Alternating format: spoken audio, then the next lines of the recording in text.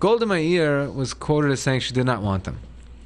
She felt they wouldn't feel I think her phraseology was they wouldn't feel at home in Israel, so leave them where they are. Right. Begin spoke to the chief rabbis at the time and worked out a deal. And the chief rabbis went there, they visited, they said, okay, you're considered a Jewish community that lost touch with Judaism. So they considered them a Jewish community, but they lost touch with Judaism, so it required a symbolic conversion. Because they were practicing a type of conversion which they were kind of out of touch with the mainstream for a while. But they were all mass converted. That's right. The end result is that they all had to go through conversion before they were considered Jews. Well, that's not so simple. See, some people try to make everything very simplistic and binary. Even some of our callers. When things are not always simplistic and binary. And normally, how does a conversion normally work? 1 second. Yeah. Before we get to that, let's go to our callers. Oh, we got one. Great. Hi, welcome to the program. What's your name? Boaz, how are you guys? Good. How are you, Boaz? Hey, boss. Good. Listen, I think once you're converted, that's it. What do you mean? They're going to tell you today you're Jewish, 3 weeks and you're not, or 3 years you're not. What happened to your kids? They're going to Hebrew school, they have tzitzis. The kids are Jewish or not Jewish? That's a good question. Great. That's exactly the point, boss. And that's the problem. All probably is Meshuggah. What's that? I don't know what's happening. Yeah, I agree. The situation is out of hand, and I hope they resolve this one quickly. Thanks for calling, Boaz. 514-738-4100, extension 200. Yeah, Boaz had a great point. That's right, and that's what this Rabbi Amsalem says, and that's what we'd understood, and he's saying his research shows that was the norm. Once a person had converted, they were accepted as Jewish and Okay, so what is the process of conversion? We spoke about this a couple of years ago. Well, that show's been on for a long time, huh? Yeah. And really, I've been doing this show for a little over 8 years in different forms. Yeah, I remember on Victoria back in the day. Yeah. So the story is that, what's the story? Yeah. First of all, a person converting has to understand what they're getting into. Okay. That's why all conversions have some sort of course. Okay, but what are they getting into? Well, they have to understand what the Torah observance is, because the person who's converting is accepting, the obligations of a Jew. And they have to know what those obligations are before they accept them. Right? How can you accept obligations if you don't know what they are? Doesn't mean they have to be an expert in every nuance of Jewish law. But they have to understand basically what the halachas are, how to, lifestyle and the obligations of the lifestyle, obligations of the halachas relating to your lifestyle. If it's Shabbos, kosher holidays, etc., etc. And that's why all Orthodox conversion processes have some type of instruction. If it's a formal class, if it's instruction with the rabbi, whatnot. Now, also part of Judaism is being integrated into a community, right? Judaism is a team sport, and people, are supposed to be part of a community or a shul. So there were some places in the world where conversions were basically guided by the shul's rabbi, because somebody came to their shul, they got to know them, they spoke to them, they would guide it, and then they would go to a beis din to convert. Now, having some general supervision beyond the shul rabbi, of course, is a good idea, because this way, it brings some sort of formality, some sort of standard, and alleviates the problems of only having one person involved in a process. But basically, a person has to learn about Judaism, accept the obligations of Judaism, and once all of that, once it's clear, once the beis din or the rabbis who are guiding this person feel that the person understands what they're getting into, and they feel the person's sincere, then they will recommend to go through the completion of the conversion, with a mikveh, with a circumcision, with whatever is necessary, and that's basically it. Now, what happened with the Menachem Begin, the chief rabbis and the Ethiopians, was they said since these people were committed to Judaism as they understood it, so their level of sincerity was accepted straight off the back, and their intent to live as Jewish lives was accepted by the chief rabbis of the time. So they let them just speeded the track, just came and mikveh and finished. No circumcision, no bris. They were circumcised already, so they might have had to do a symbolic drawing of a drop of blood, But symbolic bloodletting. Yeah, well, okay. I mean, the quantity we're here talking about, a drop or less. We're talking about, and so they fast-tracked the whole thing, and that's what happened at the beginning of the whole process there. How did it change over the years? Well, not over the years. Not too long after, a communist group in Israel, because they had a communist party, even after communism died in the Soviet Union, they still had a communist party in Israel. And They have a Communist Party here, too. and I don't know if the one in Israel is active anymore, but it might. Anyway. Apparently, I'm Marxist. Yeah. So the Communist Party in Israel started protesting. And they made all sorts of protests. And they, of course, what they said was not true at all. They said the Ethiopians are coming and made to do a symbolic conversions, but the Russians come and they're not made to do a conversion. Now, as we see from the news now, and anybody who was informed at the time would know that is absolutely not correct. That Jews from the former Soviet Union who came to Israel were not accepted as Jews if they were not halachically Jewish. Right. And they were required to do a conversion if they wanted to be. So this slander that was made was false. Absolutely false. So you think it was just an anti-Israel ploy? It was to discredit the state and particularly the Rabbanut. And it was false. And it caused a big problem for everybody, including the Ethiopian community, whose attitude originally was, okay, let's do everything quick and quiet. We don't have to make headlines here. Yeah. Let's do everything quick and quiet and move forward. And now, what about the other Jewish exoduses, like the Syrian Jewish exodus? Or now, Jewish community that was in contact with the rest of the Jewish world continuously, you didn't have these issues because their practice of Judaism was standard. Was basically standard. But again, even the Soviet Union, they had connection with Judaism there, right? But nonetheless, you had many people that only had had a Jewish father, but not a Jewish mother, so not halachically Jewish, or various other issues, and so they were not, they were also treated like anybody else. 514-738-4100 extension 200. Call in. The lines are open. 514-738-4100 extension 200. Rabbi Mann. Yes. Now, explain to me halachically. Yeah. Who is a Jew? Oh, that's very easy. Is it? Because it's been a huge debate. Well, a person born from a Jewish mother or a person who converts going to halacha. So why the big debate on who is a Jew? Good question. I mean, if the halacha is that clear and that precise, and well, obviously the dispute is held by people who don't accept the halachic explanation. I see. Right? For all Orthodox groups, they all agree, because it's spelled out in Shulchan Aruch, and Orthodox Jews accept Shulchan Aruch. So what about all these people who say, I feel Jewish, therefore I am Jewish, but weren't necessarily born from a Jewish mother or had a Jewish father? So those people feel Jewish.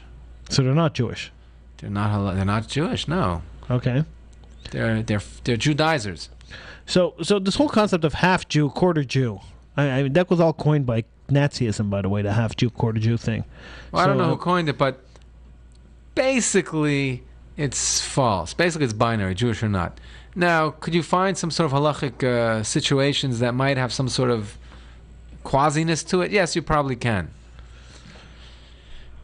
Because one of these debates with some of these organizations is what about I've heard arguments. Yeah. I'm not saying what the halacha is because I'm not an expert, but I've heard discussions on what happens to a non-Jewish spouse.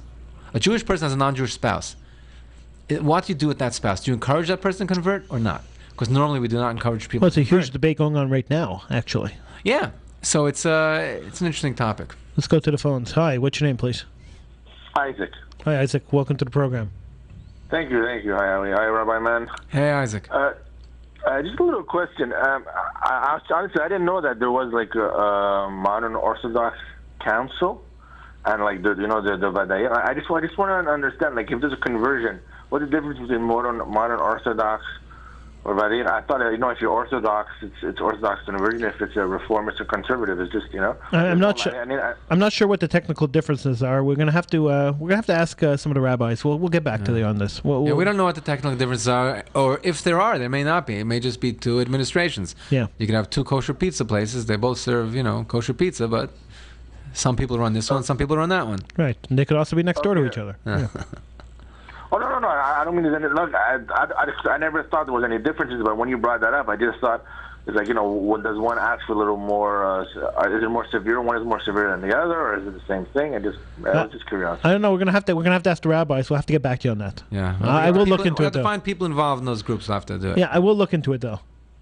All right, thanks. Thanks for calling. 514-738-4100 extension 200. It's a very interesting topic, conversions. Let's go back to the phones. Stuart, welcome to the program.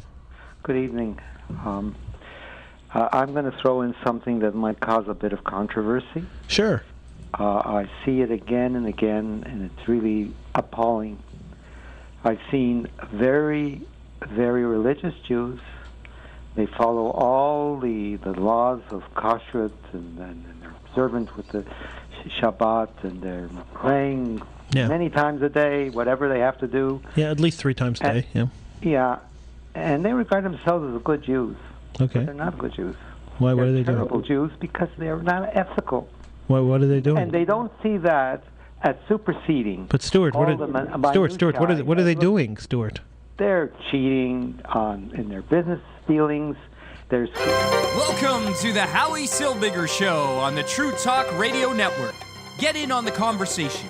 Call 1-877-669-1292.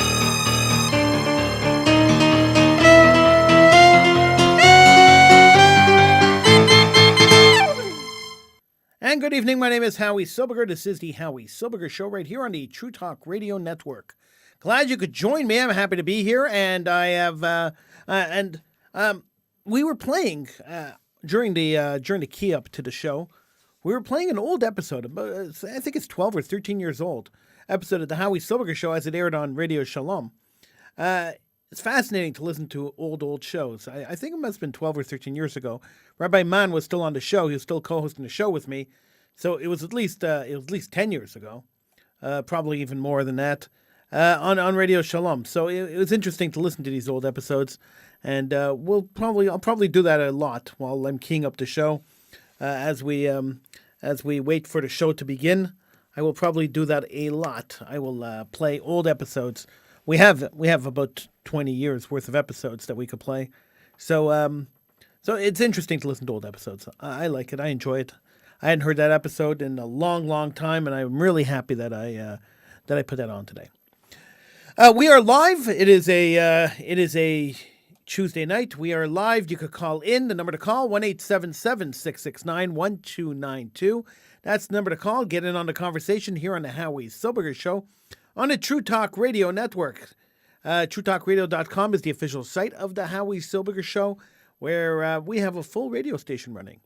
Check out the schedule for True Talk Radio on the True Talk Radio website, and of course you can download the True Talk Radio app from your favorite app store. It's available in all the app stores. And by the way, if your smart home device, your Alexa or your Google or whatever, your smart home device is connected to Apple Podcasts, you could listen to the Howie Silbiger Show on demand by just asking it to play the Howie Silbiger Show. If your device is connected to TuneIn Radio, you could ask your Google or Amazon device to play True Talk Radio on TuneIn Radio. So you see, you could listen to this at home, you could listen to this at work, you could listen to this on the car, you could listen to us by demand, you could watch us on Facebook or on Twitter or on Twitch or on YouTube. We're broadcasted everywhere. You can't get away from us. That's really what it comes down to. We are everywhere. All right. Okay, maybe it's not that creepy. 1-877-669-1292 is the number to call. 1-877-669-1292. You could call in and you could join me in conversation. The phones, I assume, are working. I haven't tried them. I haven't tested them. I should do that before the show, but I didn't do that today. But I'm assuming the phones are working. We'll find out if anybody calls in. We'll find out if the phones are working. So assuming that the phones are working and they'll ring here in the studio, I would love to talk to you. 1-877-669-1292. So I wanted to follow up on the story that we did yesterday on the show. The story was about a young man who walked into a locker room at a high school in Ottawa, Robert Borden High School in Ottawa, and was greeted by a couple of his classmates who decided to yell at him in German, give him the Nazi salute, and create a swastika on the floor using ski poles. Now, I said yesterday that the young man was traumatized, and there was a deal made that the kids would be suspended, and that the parents of the boy, the Jewish boy, would be notified when those kids came back. He wasn't notified. The kids came back. They attacked his son again, which wasn't a very nice thing for them to do, to attack the kid again. But they did that. They attacked him again, and the father was outraged, completely outraged. Said, "Hey, you were supposed to tell me when these kids were coming back, and you didn't tell me, and then my son was attacked again. That's totally unacceptable," and he was extremely upset about that. And I said the kid should basically the kid should not be so sensitive. As Jews, we were attacked continuously throughout our history, so we shouldn't be overly sensitive when idiots make these kind of displays for us. And I said that the school didn't do enough. These kids should have been expelled, and perhaps charges should have been placed on these kids. Well, there was an update to the story. The Ottawa police have charged 2 students who were accused of displaying a hate symbol and using anti-Semitic language and gestures last month at a high school. In a Tuesday afternoon news conference, police officers were investigating the December 1st incident at the school in Greenbank Road, north of West Hunt Club in Ottawa. The accused are too young to be mentioned under the Youth Criminal Justice Act. We can't name them.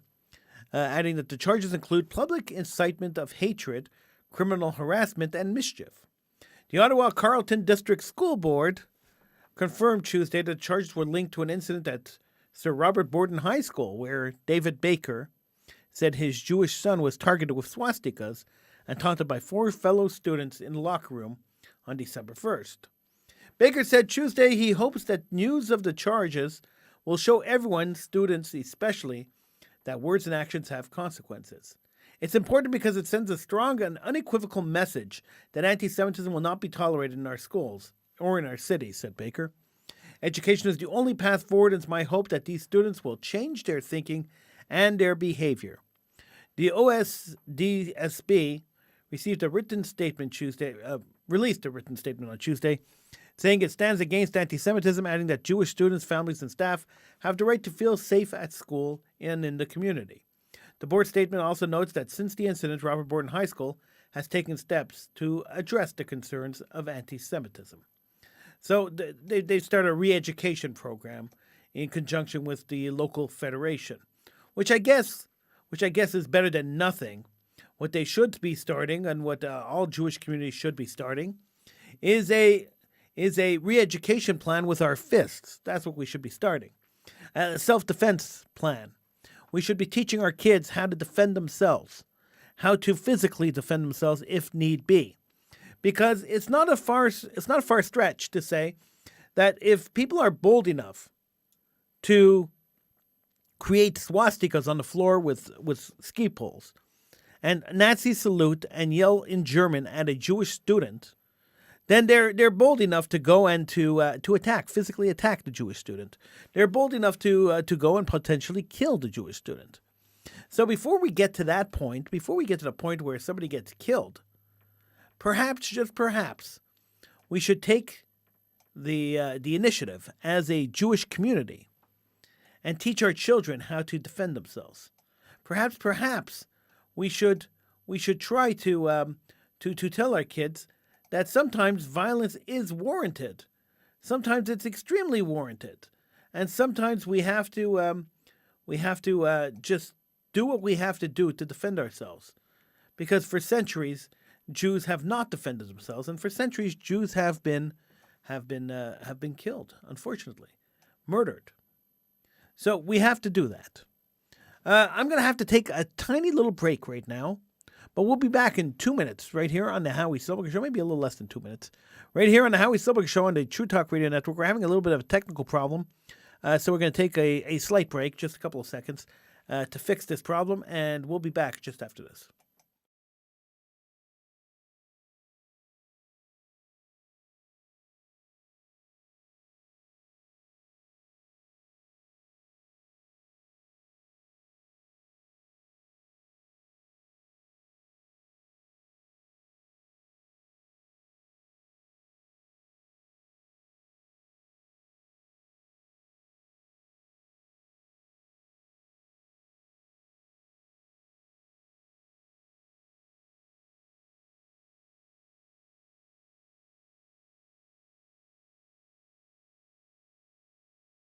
All right, we're back here on the Howie Silbiger Show, right here on the True Talk Radio Network. Thank you so much for holding on and for being here with us.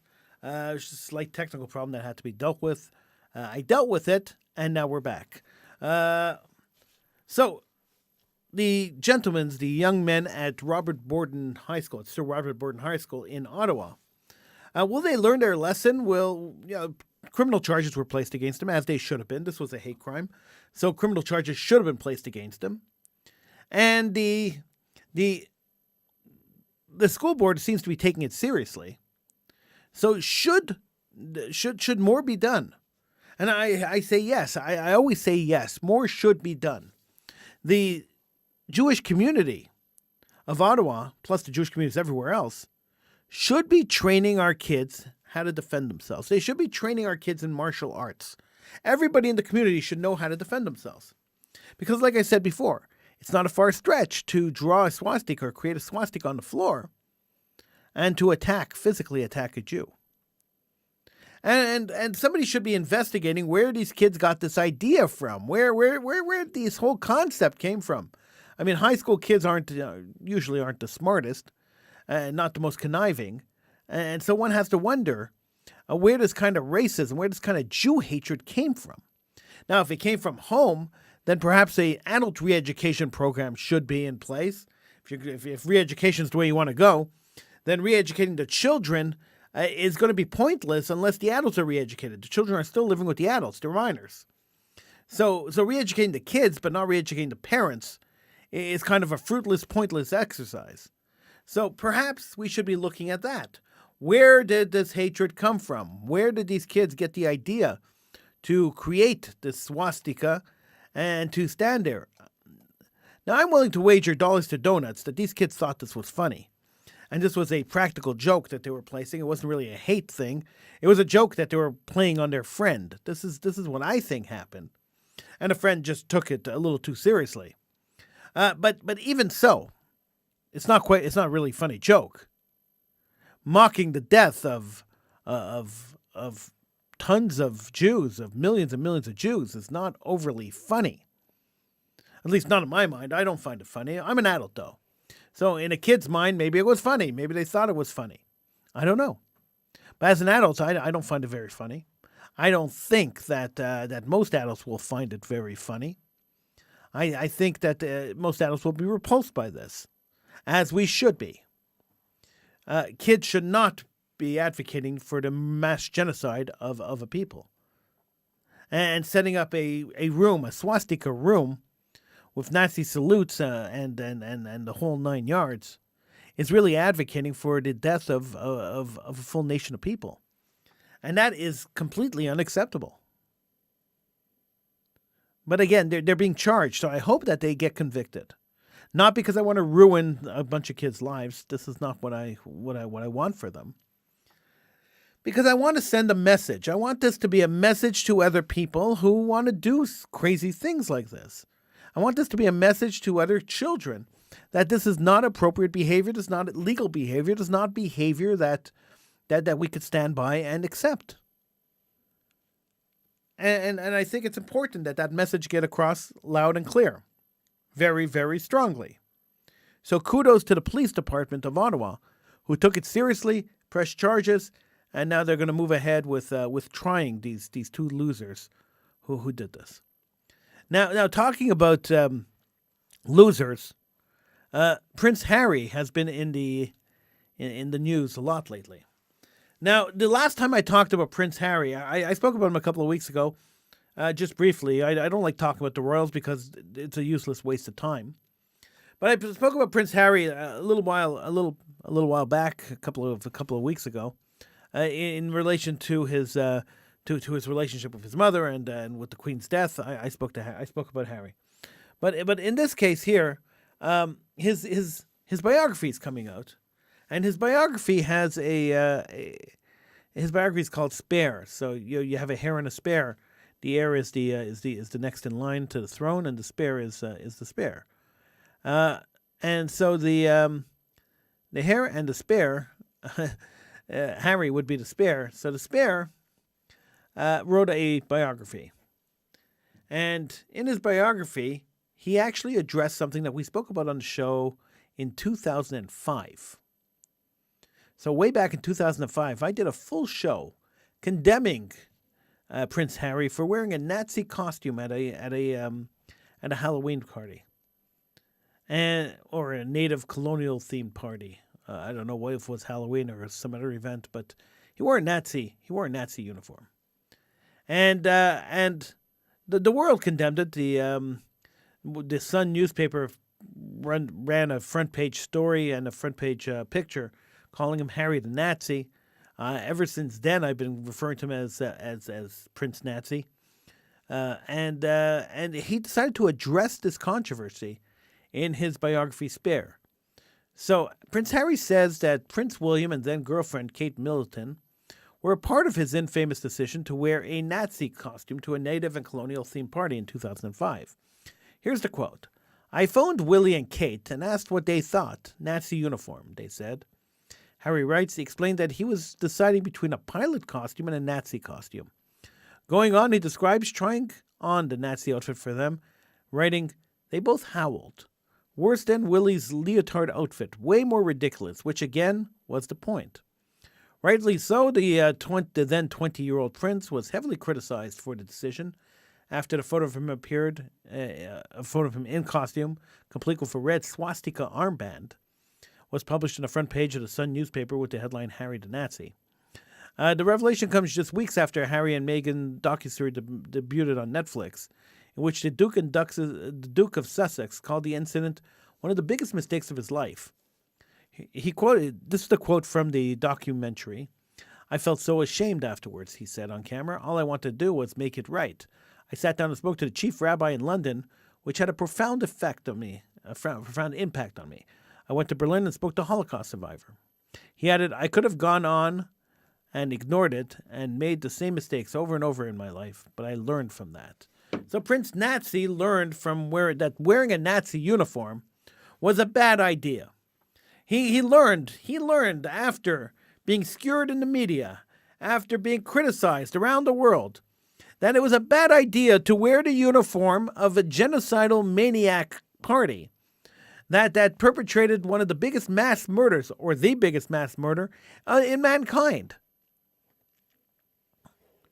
So if I dressed up in Halloween as Charlie Manson and decided to go to a party, at Folger's Coffee, it probably would be in bad taste and probably would be not looked at very kindly, since one of the Folgers Harris was Abigail Folger, was killed by Charlie Manson. So if I decide that tomorrow I want to dress up as the dictator of North Korea and go to a Korean barbecue restaurant, probably wouldn't be a great idea either. So Harry dressing up as a Nazi was not a good idea, and to think it was just shows either how naive the royals are, or how crazy and removed from society they are. It's one or the other, and I think the latter is what it is. I think they are so removed from society, so rich, and so powerful, and so sheltered that they've been removed from society. So to think that wearing a Nazi uniform is funny, to think that wearing a Nazi uniform in public where the media is going to be around and they're going to be photographed as funny, is absolutely revolting. And to think that these are the people who are the heads of state of about 25 countries. It's crazy. But then he had who to take after. His grandfather supported the Nazis too. 1-877-669-1292. That's 1-877-669-1292. Last time I said that Prince Philip supported the Nazis, I said that during just after he died. I got attacked by many of my Jewish friends who said he did not support the Nazis. His family supported the Nazis, but he didn't, which is quite possible. It's possible that he did not personally support the Nazis and his family did, but it's semantics. The truth is that I really don't care. The royals are pretty irrelevant to me and continue to be irrelevant. and the older I get, and the more farther removed we get from regal society, the royals really hold no place in society anymore, and they should be abolished.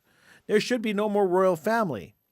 They should just be integrated into regular society, and the money that the royals have should be just given to the British state. I mean, they accumulated their wealth by plundering the countries that England conquered. So whatever's in Buckingham Palace or in the archives or in the catacombs of the royal family, perhaps should be returned to their rightful owners. Perhaps we'd be very surprised to see what's there, to see what's in the archives, much like we'd be very surprised to see what's in the Vatican archives.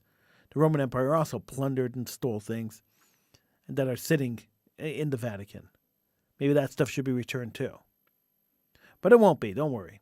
Because when people steal stuff, especially countries, they call it the spoils of war. And the world seems to accept the fact that when you win something in a war, in any war, the spoils of war go to the victor. That seems to be the generally accepted concept that's generally accepted by everybody, universally, with the exception of when Israel wins stuff in war, then the spoils of war don't go to Israel. That seems to be the only exception in the world and the only exception in history when it comes to victors declaring and keeping the spoils of war. It's amazing that only the Jews aren't allowed to do that. But we should be used to that. For centuries, Jews weren't allowed to do a lot of things.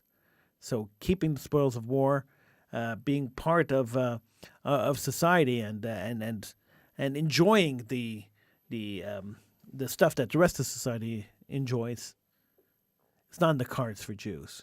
It's very unfortunate. I'm Howie Silbiger. This is the Howie Silbiger Show right here on the True Talk Radio Network.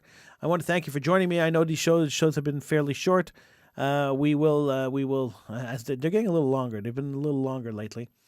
We're going to get back up to the regular length. We're going to get back up to about an hour.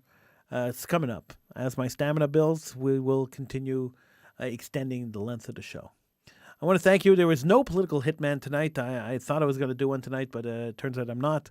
I'll see you again tomorrow right here on the True Talk Radio Network. Thanks so much for joining me.